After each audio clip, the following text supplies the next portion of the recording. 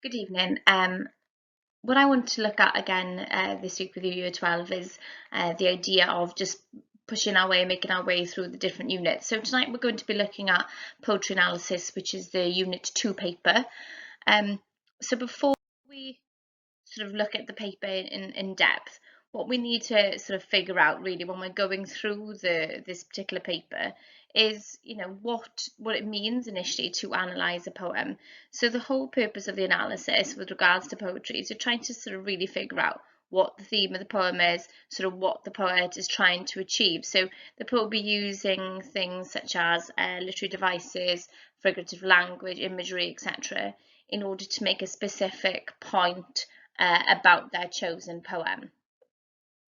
So the different types of terms and techniques will definitely need to be considered. So like I mentioned just now, the idea of imagery, so figurative language, allusional symbolism, things like tone, looking at rhyme scheme as well, really important to be aware of those. And an aspect that maybe you take for granted and we take for granted is the skill of annotation. So you marking the text as you read it is most definitely one of the most important approaches that you'll have when it comes to your analysis. Okay, so how to approach the poems or the poetry. So you should be encouraged to underline specific keywords. You should be asking questions of the text, link material, obviously, when it comes to the connections that you may be making with your AO4 in the section B. Use questions to guide you, to guide your reading, okay? So have a good think about what the question is asking of you, and then you should use them to definitely inform your responses. So one thing we just need to be mindful of is just not to forget the basics. Okay, so here what you've got is just a grid that is asking you to look at the different literary devices. So we've got alliteration, onomatopoeia, assonance, metaphor, simile, hyperbole, pathetic fallacy, personification, repetition. So I'm sure you're very much familiar with these, but just a bit of revision and recap won't go amiss either, okay?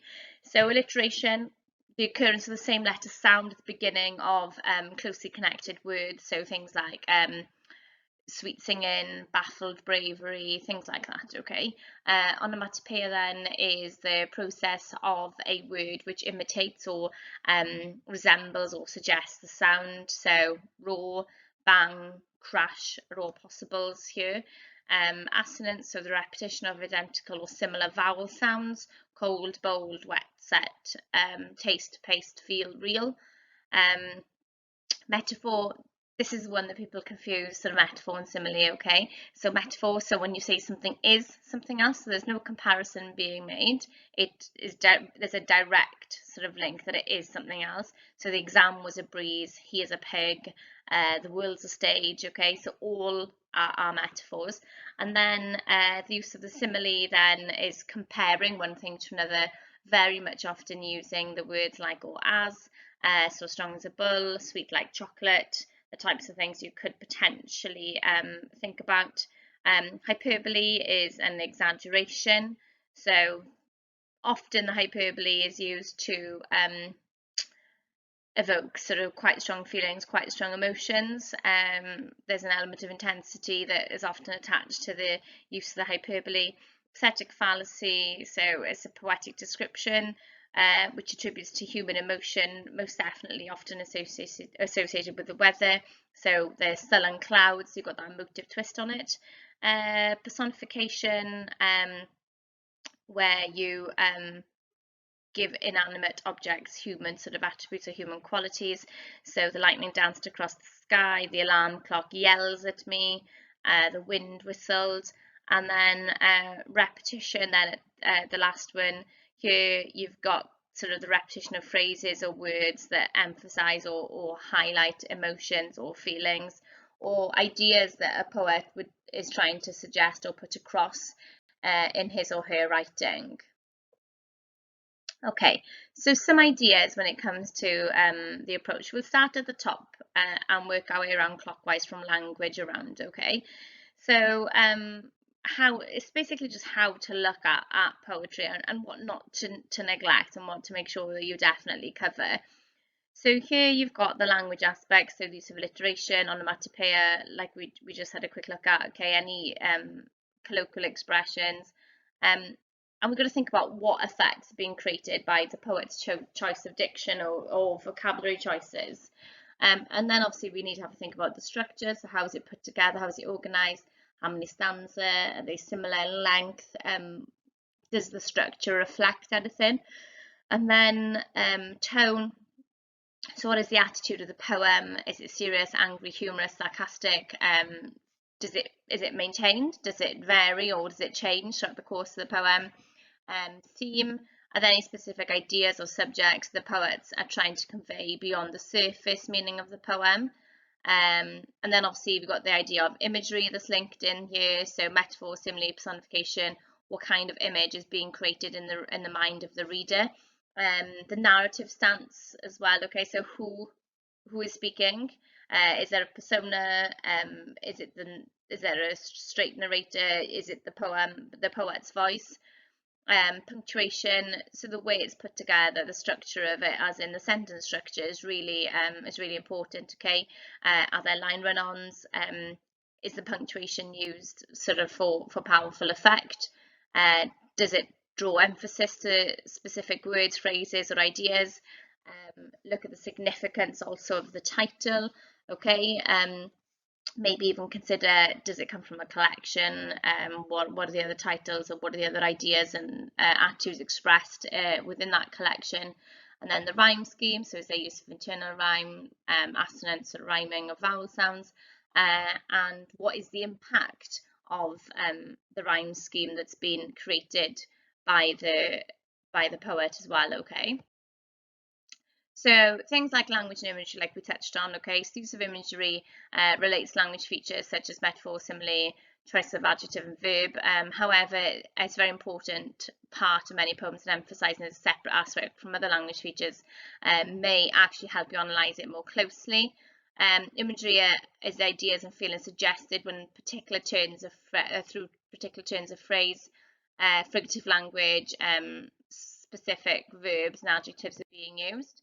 The most important thing, which also applies to any other aspect you comment on, is think of ideas, the effect created for the reader, to explain why the poet chose this imagery and how it contributes to what he or she was trying to communicate through the poem as a whole. Okay, and that's important, the how and the why. Okay, how is it happening and why?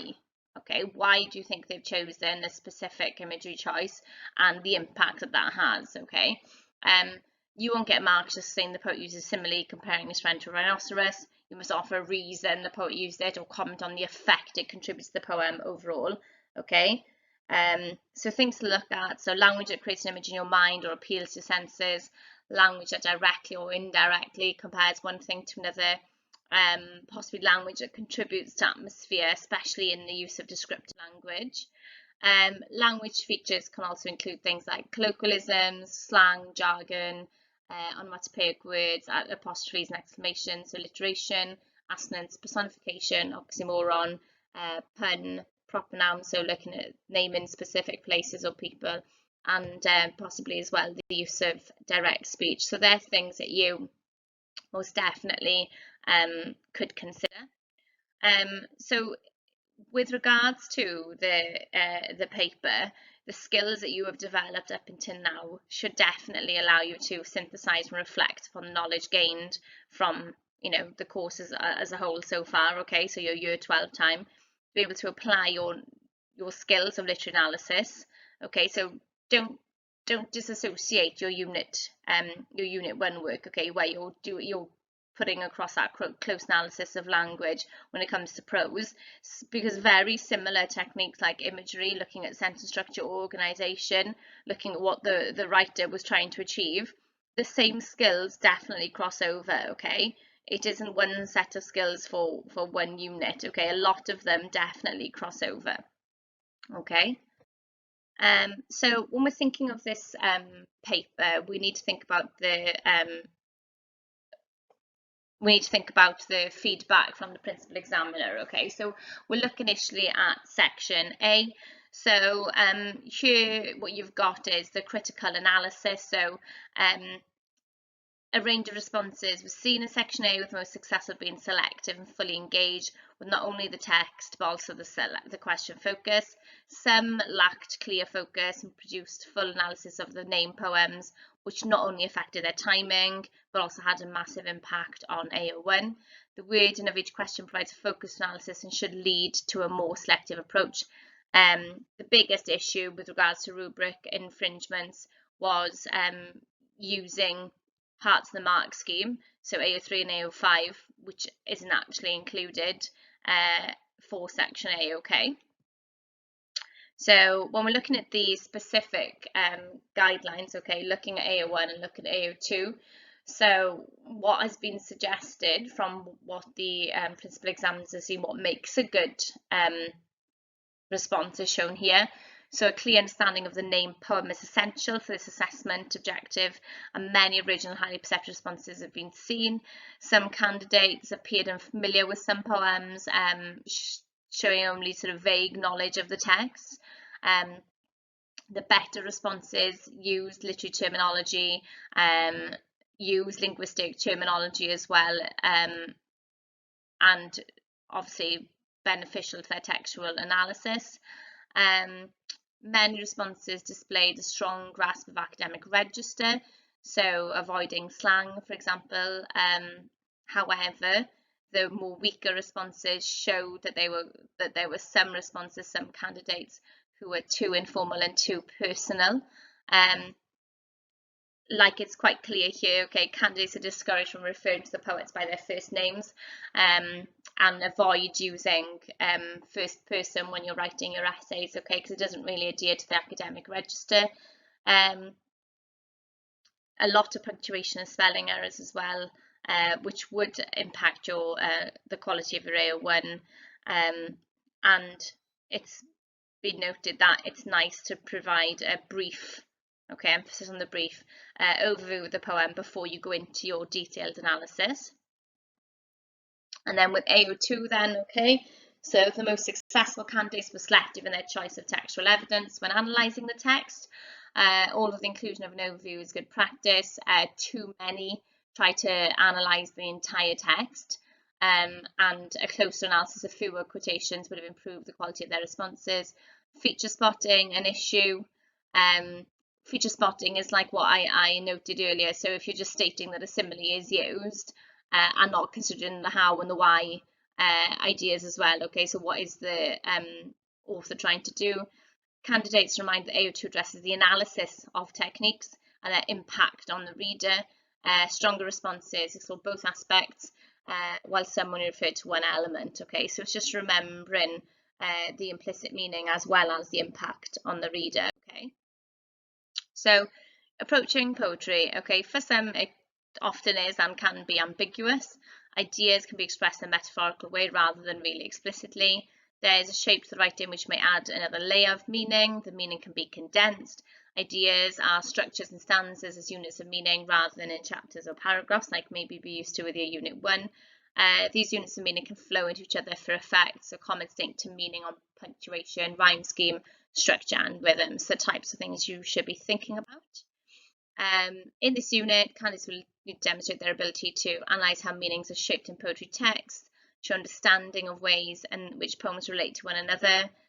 So when you do a comparison in section B, looking at potential context, quotations, responses need to be written in a clear academic style, okay, good clear written expression as well.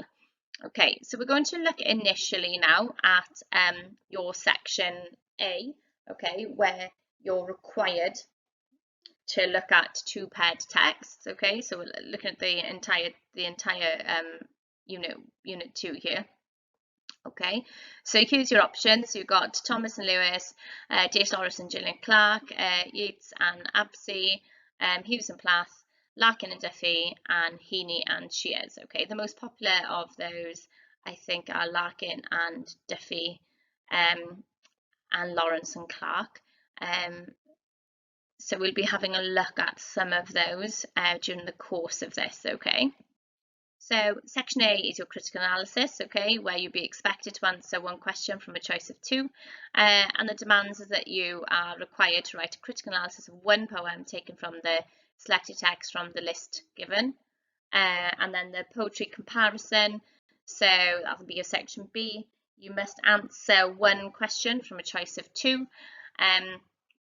requiring comparison of the two selected poetry texts from the list given, okay. So section A, example examination questions. So on the left hand side you've got your marking criteria, the grid, okay, I'm sure you're all quite familiar with. So making sure you're aware that there's 40 marks for this section and it's split equally, 20 for AO1, 20 for AO2. So types of questions are things like reread Afternoons on page 44, explore how Larkin depicts the passage of time in this poem, how Heaney presents hardship, how Duffy portrays family, and how Clark portrays creativity. Okay, so it's generally theme based. There's a clear focus, okay, and that's what you need to be really careful with, is making sure that you respond carefully to that clear focus. Okay, so here we've got an example response which has been written in examination conditions, okay.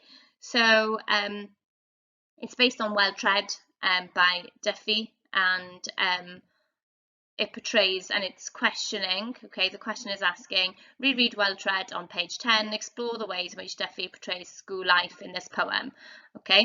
So we'll have a quick read of this, okay. The most noteworthy aspect of Duffy's Well Tread is the fearful presentation of school life, and one may infer that Duffy herself is the persona, reflecting on her own traumatic experience in school. Firstly, by using the name Well Tread as the title of her poem, Duffy is able to convey school life, as pupils are typically known to call teachers by their surnames, thus conveying the sense of authority that comes hand in hand with teachers' names. Violent imagery is used by Duffy in the first stanza to portray a fearful depiction of the school life and the memories it brings her. By using the metaphor, the head's face was a fist, it is implied that Well Tread was a violent teacher, and by using the noun connotes image, or fist connotes images of violence and threats.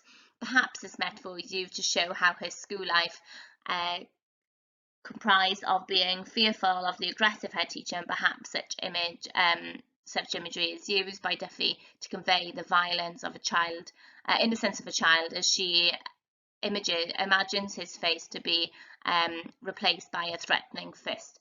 So already what you've got is this focus on the metaphor and the focus on the violence aspect. Okay, so it's not just a simple metaphor, it's looking at the violent aspect of it, okay, and what's being suggested. Okay, so we'll skip a little bit, okay.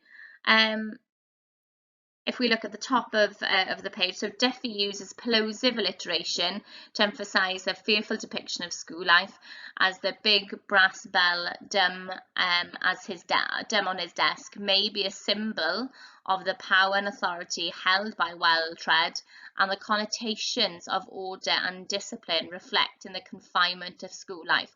Okay, real clear focus, okay, and a really good grasp of understanding, okay. It may also be that Duffy uses the image of the bell to connote how the ring of a bell meant the end of a break or lunch hour in many schools, which portrays familiar ideas of school life to the reader. Okay, so again, you've got some real clear focus, okay, in the use of the plosive alliteration. Carries on then in the second section, okay, to look at zoomorphism as well, okay, so real clear awareness of technique, and there's analysis and textual support.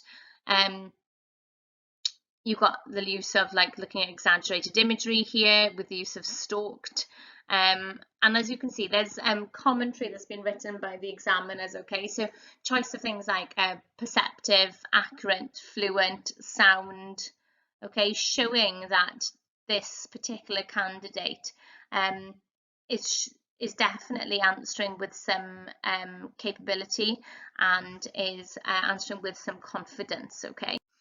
if we look at that final page then, okay, the last paragraph, it is clear that Duffy explores school life by reflecting on perhaps her own experience, but also by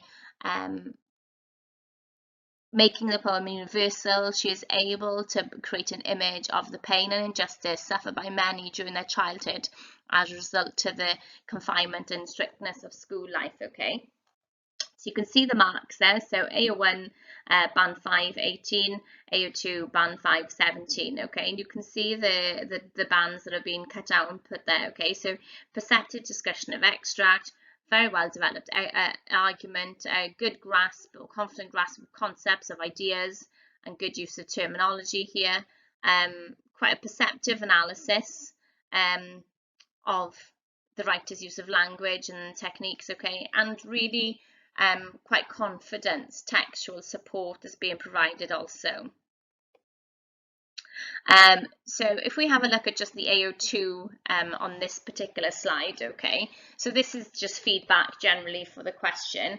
So some features which candidates might choose for analysis, so things like the use of the brutal similes and metaphors, so like the candidate looked at the violent use of metaphor, use of first person, significance of abrupt sentences, so looking at the organisation of it, the brutal language or colloquial phrasing, and then looking at that final line of the poem as well, okay? And then if we move on then to the second section of the poetry examination, okay, which is your section B, okay? So in the rubric for this section, candidates are informed they must not choose or refer to any poems named in section A in response to section B. Okay, despite that, it still happens. Okay, so you've got to be really careful not to reuse any of the poems, okay, that have been named in section A. Candidates are also informed they will need to show knowledge and understanding of their chosen poems. They need to analyse how meanings are shaped, make relevant connections between poems and consider relevant context and different interpretations which have informed their reading of their set text. Even though this is not restated in each question, the following guidelines indicate where and how rewards can be earned and offer suggestions about the approaches candidates might take. So if we have a look at the mark allocation there, okay, so you've got 80 marks for section B, so 10 for AO1, 10 for AO2, because the big assessment for AO1 and 2 is just happened in section A, okay? AO3 then, which is your context, 20 marks. AO4, which is your connections, okay, is 30 marks, so a massive chunk being awarded towards AO4 there. And then AO5, your critical readings or different interpretations, is 10 marks. Okay, so here we've got a question which is looking at, so this is looking at a question for Larkin and Duffy, okay? So how far do you agree that Larkin and Duffy are alike in depicting relationships as rarely simple? So you must analyse in detail at least 2 poems from each of your set texts, okay? So there's the question. So if we have a look then at just snippets again of these responses, okay? So in their respective poems, Wild Oats and Havisham, Philip Larkin and Caroline Duffy depict personal relationships which are in this entirely romantic, different context, but have a strikingly similar effect on readers. In her poem Havisham, Duffy clearly portrays how personal relationships often have a catastrophic effect. However, the blunt first line of Havisham encapsulates Duffy's presentation of an immensely complicated relationship. Okay, so the question focus is asking the candidate to look at how the relationships are rarely simple, and already you got this really sensible approach to the question. Okay, so really focus. So your AO1 is definitely being approached there. Okay, so you've got then the use of plosive alliteration. Okay, this reinforces the forceful nature of the statement. Some readers have suggested, so using that tentative language choice there, okay? And if we look at the next section, okay, so However, an alternative reading might suggest that this duality only highlights the persona's mixed feelings. So again, you got use of AO5 and possible madness as Miss Havisham, the persona of Havisham. So awareness there, okay, is renowned for her insane existence in Charles Dickens's novel Great Expectations. You've got some awareness of AO3 as well. Nevertheless, both readings prove that personal relationships are never easy, whether one chooses to focus on relationship itself or on its effects. And then you've got, again, this focus here, while Duffy presents relationships in a complicated light at once, Larkin's portrayal of the complications which come from personal relationships is slightly more veiled. In contrast, the blunt opening. So look at the use of the connections there. So in contrast, okay, what the candidate then does is looks at the tone of wild oats. Okay, however, so look at the word choices here that allow for those connections and those comparisons to be made. And then you've got a bit more focus, okay, so looking at AO5, so looking at possible feminist reading. He looks for a relationship no one can deny, someone over the other, juxtaposition of the epithets clearly showing his preference. However, the final line, so most definitely you've got quite a purposeful approach, okay. Critics have pointed out is very clear in his letters, which were published posthumously, where he discusses often complicated relationships with women. Okay, so you've got AO1, AO3, AO5, all being weaved nicely together at this particular point, okay? And then a really specific reference was similarly, Duffy presents how feelings can often prove to be barriers to developing sound personal relationships, perhaps to prevent a relationship from developing, as in Larkin's case. So really specific, precise references being made, okay? And as you can see from the commentary on the side, you've got AO1 secure, AO2 sound. So when we get the word secure and sound, we know we're creeping towards, you know, the top band 4, band 5, okay? And you're heading up the marking grid there, okay?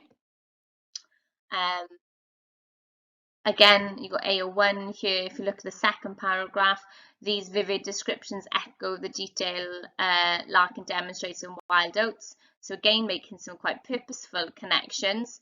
And then you've got, however, critics have often agreed that while perhaps proving Larkin's personal involvement, so again, purposeful use of critical readings, some really secure and really perceptive points that are being made, okay? And AO4 is generally quite clear, so both Havisham and however both demonstrate, okay? So trying to make those connections really specific and really clear, quite confident and purposeful use at times of the connections, okay? And then if we have a look at what the examiner had to say with regards to these this answer. So AO1, clearly informed, confident and perceptive, so 10. AO2, detailed, confidently supported analysis, so that was 9. AO3, sound contextual links, so 18. AO4, purposeful links, so 24 there, remember that's out of 30. And then AO5, clear and purposeful use of interpretations. So this response ended up with 69 out of 80, okay? So it's nice for you to actually be able to see exemplar answers, okay, and to be able to use the example to look at structure, how to put it together, how you're going to approach it yourself in the future as well, okay. What we're going to have a look at now is just trying to look at imagery in a little bit more depth, okay. So imagery is one of the aspects of poetry that's often sort of overlooked, and the analysis aspect is sometimes not used to sort of the candidate's benefit or the strengths enough, okay. So we're going to read through a poem by John Keats, okay, called La Belle Dame sans Merci. Ah, what can ail thee, wretched wight? Alone and palely loitering, the sedge is withered from the lake, and no birds sing. Ah, what can ail thee, wretched wight? So haggard and so woebegone, the squirrel's granary is full and the harvest done. I see lily on thy brow, with anguish moist and fever dew, and on thy cheek a fading rose, fast withereth too. I met a lady in the meads, full beautiful, a faery's child. Her hair was long, her foot was light, and her eyes were wild. I set her on my pacing steed, and nothing else saw all day long, for sideways would she lean and sing a fairy song. I made a garland for her head, and bracelets too, and fragrant zone. She looked at me as she did love, and made sweet moan. She found me roots of relish sweet, and honey wild, and manna dew. And sure in language strange she said, I love thee true.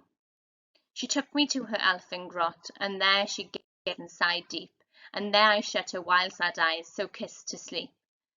And there we slumbered on the moss, and there I dreamed our woe betide, the latest dream I ever dreamed on the cold hillside. I saw pale kings and princes too, pale warriors, death pale were they all, who cried La belle dame sans merci, hath thee in thrall. I saw their starved lips in the gloam, with horrid warning gaped wide, and I awoke and found me here, on the cold hillside. And this is why I sojourn here, alone and palely loitering, though the sedge is withered from the lake, and no birds sing. Okay, so as you can see, one line, I see a lily on thy brow, has been highlighted, okay, simply because that's a point of imagery that we're going to be looking at, all right? So here we've got the task. We read La Belle and explore Keats's use of imagery in this poem. So we've taken out Lily on thy brow already, okay? So the first piece of imagery has been selected for you. So what you need to do then is to complete the grid with your own comments on the imagery of Lily on thy brow, okay? So looking at that in stanza 3, okay? So the word or phrase has been placed there for you, okay? So there's Lily on thy brow. So what you need to do is look at what the literal meaning is with regards to lily on thy brow. So what is a lily? Okay, what is a brow? Okay, so your forehead, lily being the white flower. What are the connotations to the flower of a lily as well? Okay, so what is it linked to? Here I've just written in the links to the question and other parts of the poem. So the imagery is being used to show the impression that she has upon him, okay, the impact that she has. It's also being used to show a link between sickness and death and beauty. There's also links there when it comes to other parts of the poem to fading rose, fragrant zone, death pale, and sedge is withered. So here you've got other points of imagery that you could potentially look at. So when it comes to sort of this approach, so look at the technique, so maybe you could look at the use of metaphor, and then the impact that this particular image has on you as a reader. So these are things that you could most definitely consider when it comes to your approach to looking at poetry. So what's important is that you are showing that you are able to kind of zoom in and focus on specific aspects and not be too generalized when it comes to the commentary that you're making, okay? So next week we're going to be looking at analysis in a little bit more depth. So we're going to be looking at individual poems and trying to sort of analyse them possibly together sort of on screen, where we'll make some commentary.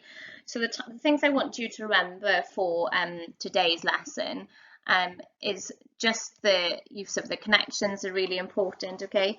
So if we just revisit your AO4 aspect especially, okay, because that's the part that often is neglected a little bit with your section B. So if we have a look at the types of connections you could be making, so things like the words you could be using connective wise, so things like simile, in the same way, likewise, equally, however, whereas, on the other hand, alternatively, in contrast. Okay, so these are the connectives that you will definitely have to have in mind for your section B here, okay? Like I said, we're going to revisit that next week, a bit more focus on actual analysis rather than looking at the setup of the paper, okay? And we'll be going through a few poems in some depth. So hopefully I'll see you all next week. Thank you.